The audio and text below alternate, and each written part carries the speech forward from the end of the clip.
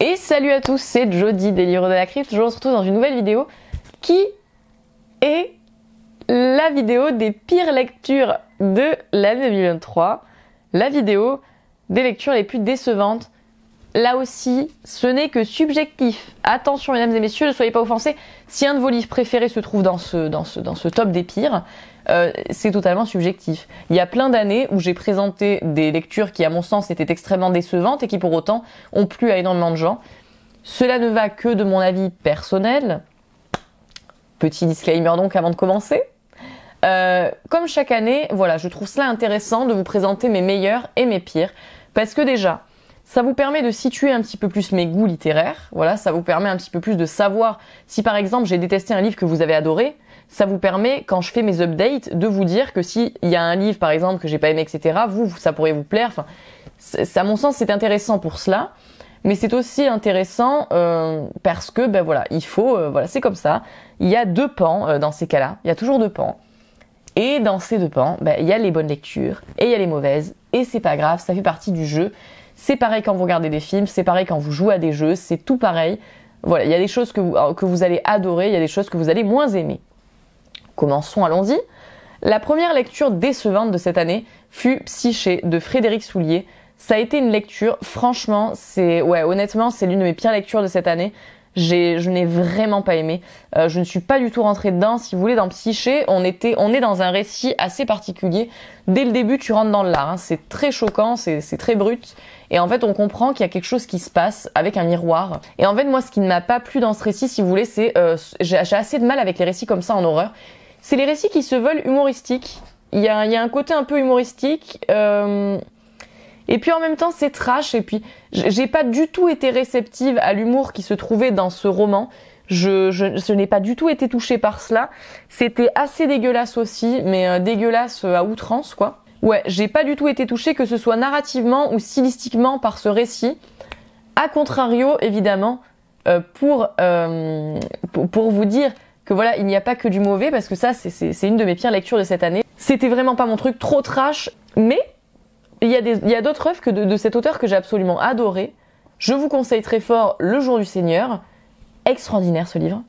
Et je vous conseille aussi La Chambre de lactation, un chef-d'œuvre. Voilà, donc sachez-le, voilà, je tiens quand même à préciser cela parce que voilà, c'est important de le dire.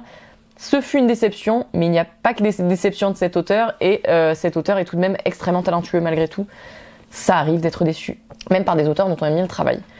Autre déception de cette année, La fille du docteur Moreau, de Silvia Moreno Garcia. Ouah là là là là, qu'est-ce que c'était nul. Pardon, excusez-moi, je me suis emportée. Mais c'était vraiment naze. Comment vous dire ? Dans La fille du docteur Moreau, comme son nom l'indique, moi je me disais on va être dans un truc qui est un peu l'héritier de L'île du docteur Moreau, de Wells. Dans L'île du docteur Moreau, vous connaissez l'histoire, hein, on suit un homme qui va débarquer sur une île, et puis il y a un docteur qui fait des expériences très cheloues entre les êtres humains et les animaux. Body horror, assez trash, un classique de la littérature horrifique. Je me dis dans La fille du docteur Moreau, héritier de ça, let's go. Pas du tout. Pas du tout. C'était d'un ennui. Mais qu'est-ce que c'était chiant. Pardon, hein. Mais alors je me suis ennuyée, comme c'est pas possible de s'ennuyer dans un livre. Je me demandais quand cela allait se terminer. Et pourtant, en fait, c'était décevant, si vous voulez, parce qu'il y avait tellement matière à faire avec ce lore, avec cet univers, que je n'ai pas compris pourquoi en faire un truc aussi chiant, en fait. Je n'ai pas saisi. Je me suis dit, là, vraiment, à mon sens, ce roman, vraiment, un gâchis. Voilà, un gâchis. On aurait pu faire beaucoup plus avec cet univers, et cela n'a pas du tout été le cas.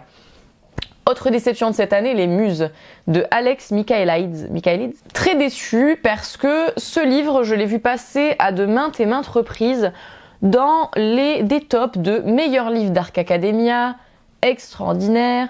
Voilà, vous savez que j'adore le genre de la Dark Academia, ce genre qui va très souvent s'inspirer du Maître des Illusions de Donna Tartt. Un genre où, si vous voulez, nous sommes dans un cadre universitaire, il se passe des choses un petit peu étranges, assez sombres. Par exemple, pour vous citer quelques œuvres de Dark Academia, nous avons Bunny, If We Were Villains, Le Maître des Illusions de Donna Tartt, toutes ces œuvres-là, assez étranges. Et donc, Les Muses, on me l'annonçait ainsi, parce que, si vous voulez, dans Les Muses, On est dans une fac qui a des meurtres et en même temps t'as un prof, il est louche, tu vois, il est giga louche. Et donc c'est ça qu'on va suivre, on va essayer de savoir qu'est-ce qui se passe quoi. Avec une femme qui du coup va y aller parce que sa nièce, voilà. Bref. Là aussi quoi, très décevant, extrêmement prévisible.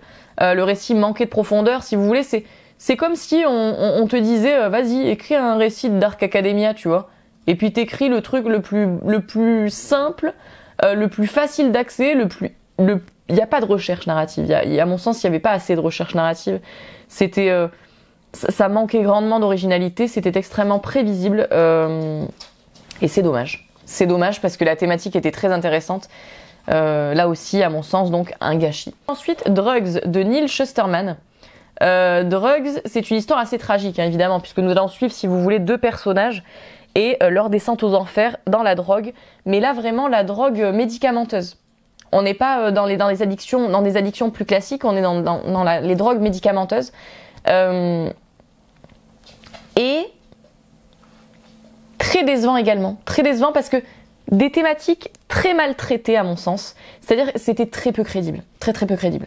À mon sens. Hein. Le parcours de ces personnages était très peu crédible, assez mal traité. J'ai été assez rassurée de voir d'ailleurs que beaucoup de gens pensaient la même chose que moi sur Goodreads une fois que j'ai eu terminé le récit.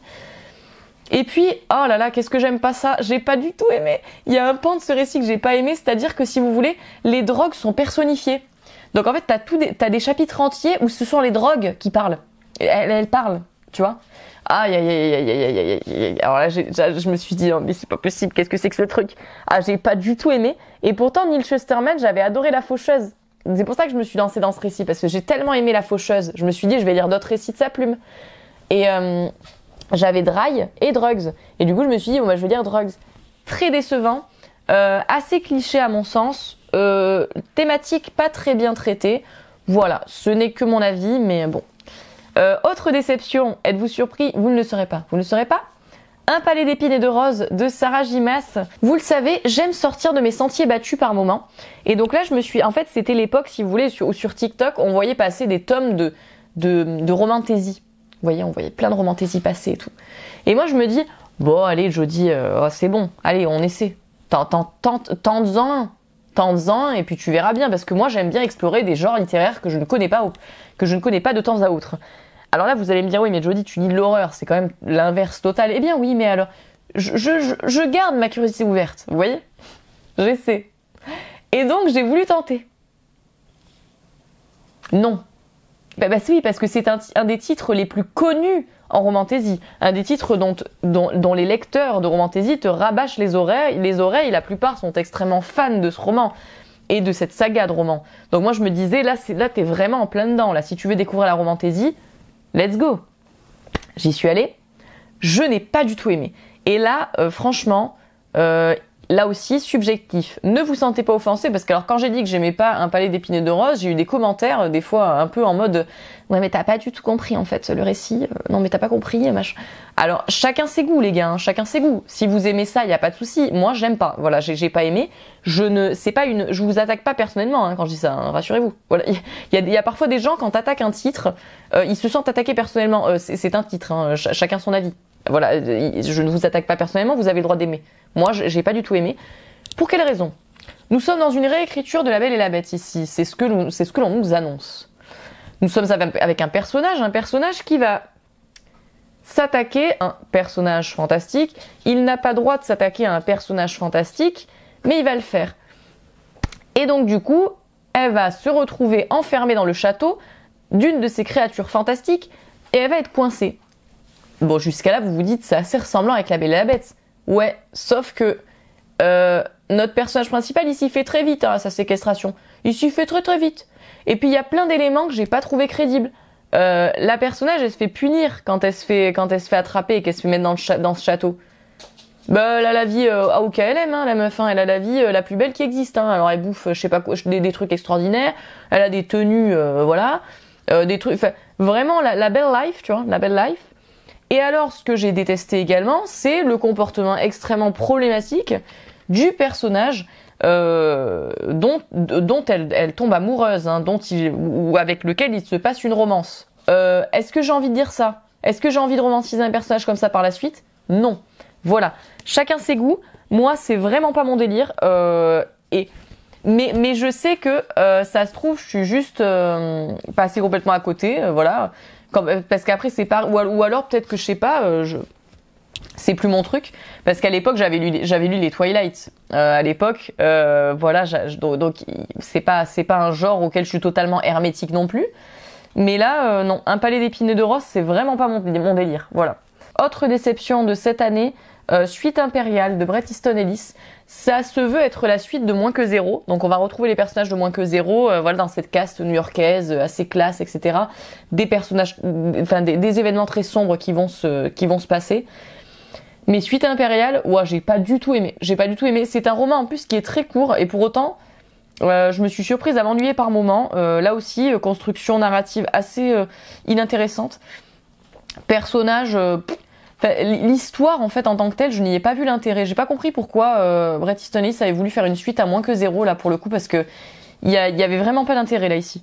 J'ai été déçue aussi par Puzzle de Frank Tillier. C'est une unpopular opinion, comme c'est le cas pour Un palais d'épines et de roses. Je suis navrée pour ceux qui ont adoré parce qu'ils sont nombreux. Mais moi, Puzzle de Frank Tillier, ça n'a pas du tout été mon délire. Dans Puzzle, on va suivre des passionnés d'énigmes, si vous voulez, d'énigmes, de jeux d'énigmes, etc. Et donc, ils vont participer à un de ces jeux et on va les suivre au fur et à mesure, quoi. Ça aurait pu être excellent, mais là aussi, à mon sens, ouais, c'est la construction qui du coup manquait, et donc du coup, j'ai tout vu arriver. J'ai trouvé ce récit hyper prévisible, et puis là aussi un énorme manque d'implication dans la narration de mon côté. Je n'étais pas du tout impliquée. Je m'en contrefichais de ce qui allait arriver au personnage. Ouais, là aussi, je suis déçue parce que il y a beaucoup de gens qui me décrivaient ce roman comme vraiment un chef-d'œuvre du thriller psychologique, et oui, il y a une facette intéressante, mais je m'attendais à tellement plus. Et là, je pense que là, vraiment, pour le coup, ce qui a fait ma déception, c'est le fait que, vous le devez le savoir, des fois, vous savez, il y a des récits, on va vous en faire l'apologie, on va vous dire que c'est extraordinaire, on va vous en faire l'éloge pendant 100 ans. Et moi, on m'avait décrit ce récit comme un énorme chef-d'œuvre, un truc extraordinaire et tout. Et du coup, je pense que j'en attendais beaucoup trop quand je me suis lancée là-dedans, et d'où ma déception, quoi. Perfect Blue de Yoshikazu Takeuchi. Je l'ai lu parce que j'ai adoré l'animé de Satoshi Kon. J'adore. Je l'ai trouvé extraordinaire. Je trouve que l'animé de Satoshi Kon est un chef-d'œuvre en termes de psychologie, c'était absolument prodigieux. Et j'ai été extrêmement déçue. Parce que, évidemment, comme j'ai regardé l'animé d'abord, moi je m'attendais à quelque chose de ressemblant à l'animé. Non. Ce n'était pas du tout le cas. L'animé est inspiré. Hein, sachez-le. L'animé est inspiré. Et étrangement, je préfère l'animé inspiré du roman au roman. Pourquoi? Parce que dans Perfect Blue, nous sommes dans un thriller beaucoup plus classique. Avec une star de la pop. Une star de la pop qui veut changer son image candide en l'image d'une star plus sexy. Et elle a un fan complètement détraqué qui lui ne veut pas qu'elle change son image et qui du coup va la harceler et va lui faire comprendre que si elle change son image, il va lui arriver des bricoles. Et nous donc on va suivre notre personnage dans sa détresse évidemment face à ce personnage qui lui veut du mal. Et j'adore l'animé et là j'ai pas du tout aimé le roman parce que il y a déjà le traitement de la femme il est très particulier. J'ai réussi à aller jusqu'au bout parce que ça fait partie du contexte narratif. Donc voilà, ça fait partie du contexte. Donc ça m'a pas choqué as fuck. Mais le traitement de la femme est assez particulier. Dès le début également, on commence avec une scène de viol extrêmement descriptive. Ouf. C'était très dur à lire. Et puis, c'est vraiment très classique. On est vraiment dans un thriller très classique. Pas d'originalité la narrative, vous allez pas être waouh par l'intrigue, vous allez pas être fou. Y a rien d'extraordinaire, y a rien d'original quelconque. Tétraméron de José Carlos Somoza qui fait partie du pire. Voilà, qui fait partie du pire. Je suis navrée. Pourquoi? parce que je n'y ai pas vu d'intérêt. Je n'y ai pas vu d'intérêt. Ça aurait pu être génial en plus. Le concept, il était trop bien. T'es avec une jeune fille, elle se pomme lors d'une sortie scolaire et en fait, elle se retrouve avec des personnages trop étranges qui se racontent toutes des histoires flippantes. Ça aurait pu être super, sauf que toutes les histoires flippantes, je les ai trouvées nulles. J'ai pas du tout aimé l'univers, l'écriture. J'ai pas du tout aimé. Est-ce que c'est la traduction? J'en sais rien. Mais là, franchement, l'écriture, non, c'était pas mon délire. Je me suis ennuyée, je n'ai pas aimé ce livre. Chacun son délire, moi, c'était pas mon truc. Autre déception, Ecstasy de Ryu Murakami. Assez drôle parce que cet auteur est dans mon top et dans mon pire. Ecstasy, je n'y ai pas vu d'intérêt narratif. Parce que on est avec un personnage qui va tomber dans la spirale de la drogue suite à ses découvertes. Mais j'y ai pas vu d'intérêt narratif à ce roman. Parce que mis à part voir le personnage se droguer, Ken, j'y ai pas vu l'intérêt. J'y ai pas vu l'intérêt narratif. Et pourtant j'aime bien normalement ce genre de récit. Mais là franchement, aucun intérêt narratif. C'était franchement quelconque. Franchement inintéressant. Autre déception de cette année, La princesse au petit pois de José Marcotte. Aïe aïe aïe aïe aïe aïe aïe. Voilà, je suis désolée, hein, mais vraiment là... Les contes interdits, soit moi ça passe, soit ça passe pas du tout. Et là, j'ai pas du tout aimé ce récit. Mais alors, je n'ai vraiment pas aimé. Parce que, comme je vous l'ai dit déjà dans mes pires lectures de l'année dernière, il y a quelque chose que je déteste dans les livres d'horreur que je lis. Ce sont les livres qui sont gore, qui sont dégueulasses, et où il n'y a pas de construction narrative, où il n'y a pas de profondeur narrative, où le récit narratif, si vous voulez, ne justifie pas le fait que ce soit aussi dégueulasse. Et là, pour moi, dans La princesse au petit pois, on est là-dedans. Là aussi, avis subjectif. Je sais que quand on parle des contes interdits, certaines personnes se sentent offensées personnellement. Là aussi, ne vous sentez pas offensé personnellement. C'est mon avis subjectif. La princesse au petit pois, j'ai trouvé ça dégueulasse, ignoble. Des scènes de viol en veux-tu en voilà. Des dialogues assez nauséabonds qui ne m'ont pas plu du tout. Et une construction narrative grandement manquante dans ce récit. Un récit d'horreur, donc dégueulasse, en veux-tu en voilà, certes, hein, mais qui manquait, à mon sens, de justification, qui, si vous voulez, justifiait la présence de ce dégueulasse. Les récits de Violaine de Charnage, ils sont crades, mais il y a une construction narrative derrière. L'ogre de Louis de Maubois, c'est dégueulasse, mais il y a une construction narrative derrière, tu vois. J'avais lu La Belle et la Bête de Simon Rousseau dans Les Contes Interdits. Il y a une construction narrative derrière qui justifie le fait que ce soit crade. Vous voyez, il y en a. Il y en a, sincèrement, il y en a. Mais là, celui-ci, c'est non. Voilà, c'est non. Désolé, c'est non. La bibliothèque de minuit de Matt Haig, qui est une déception de cette année. Là aussi, oh là là, dans mes déceptions de cette année, je suis désolée, il y a des unpopular opinions de dingue et il y a des gens qui vont vraiment se dire mais what the fuck, comment est-ce possible que tu n'as pas aimé ce livre? Ben, je suis désolée, j'ai pas aimé. La bibliothèque de minuit, c'est ça, on va suivre un personnage, ce personnage il a plus foi en la vie, il a envie de mourir, il veut se suicider. Et en fait, il va tomber dans un endroit très étrange où tu as une bibliothécaire qui va lui présenter les différentes vies qu'elle aurait pu vivre. Et du coup, elle va pouvoir voir les différentes issues, voir si ça valait le coup. Est-ce que, tu vois, elle aurait pu avoir une autre possibilité de vie, tu vois, en gros. Et j'ai pas du tout aimé ce livre parce que je l'ai trouvé extrêmement cliché. Extrêmement cliché. C'est un livre où on va te présenter des adages, voilà, en mode, oui, tu vois, la vie vaut la peine d'être vécue, ou la vie, machin. Et j'ai trouvé ça un peu cliché. Ça m'a pas du tout touché. Là, ce n'est que personnel, hein. Ce n'est que personnel, sachez-le. C'est un livre qui se rapproche presque du développement personnel et qui, moi, du coup, ne m'a pas du tout touchée. J'ai pas été touchée par l'intrigue, je n'ai pas aimé ce livre. Autre déception de cette année, Le costume du mort de Joe Hill. Là aussi, Joe Hill, auteur grandement présent dans mes tops de cette année et qui est aussi dans mes flops. Le costume du mort, c'est son premier roman. Donc c'est son tout premier livre. Et j'ai pas aimé. On va suivre un personnage qui s'appelle Jude, c'est une ancienne star du rock. Et en gros, ce personnage, il va recevoir un costume. Parce qu'il collectionne les objets bizarres, il collectionne les objets étranges. Sauf que ce costume, il va cacher quelque chose de très inquiétant. Et c'est ce qu'on va découvrir avec ce personnage. Je n'ai pas du tout aimé ce récit parce que j'ai détesté le personnage de Jude. Je l'ai détesté. Je trouvais que c'était un gros con. Je détestais le personnage principal et donc par conséquent très difficile de m'intéresser à ce qui va lui arriver et de m'inquiéter pour lui vu que je ne l'aime pas. L'intrigue était extrêmement prévisible, il n'y a rien d'original là-dedans. Je n'ai pas du tout aimé ce livre. Je l'ai trouvé vraiment quelconque et j'ai été d'autant plus déçue puisque j'ai lu Korn et Nosferatu auparavant qui à mon sens sont des chefs-d'œuvre et quand j'ai lu le Costume Luber par la suite, waouh, là on était vraiment sur la chute, la dégringolade totale en termes de qualité. Ensuite, autre grosse déception de cette année, Mon cœur est une tronçonneuse de Stephen Graham Jones. Je vous en ai parlé il y a pas longtemps de celle-là parce que c'est une lecture qui est assez récente. Aïe aïe aïe aïe aïe. Stephen Graham Jones, là aussi, hein, on est dans la même chose que pour Puzzle de Tillier, c'est-à-dire que moi on me le décrit comme un auteur absolument extraordinaire, qu'a le prix Bram Stoker, qui est à une plume à découvrir, voilà, donc moi je me lance dans ma première lecture de Stephen Graham Jones, qui en fait est une histoire, si vous voulez, de slasher, avec un personnage qui est fan de slasher et qui va voir émerger dans sa petite ville, voilà, l'émergence d'un slasher, quoi. Et on me dit, c'est un récit psychologique, il y a quelque chose d'assez profond là-dedans, etc. Et puis, je le lis. Je le lis, et je m'ennuie, profondément.